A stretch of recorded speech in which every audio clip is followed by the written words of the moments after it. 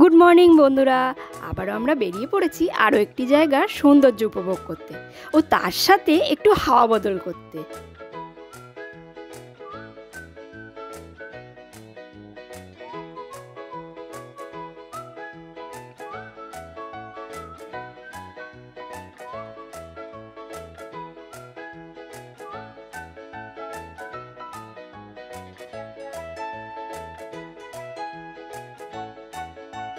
ওই দেখো কি সুন্দর পাহাড়টা, দেখে মনে হচ্ছে কেউ যেন হাত দিয়ে কেটে ওরকম শেপ করেছে। কিন্তু ড্রাইভার দাদার দিয়ে জানতে পারলাম না, ওইগুলো নিজে থেকেই ওরকম শেপ নিয়েছে। এই দেখো, এই পাহাড়টাও দেখতে বেশ সুন্দর, কালারিং।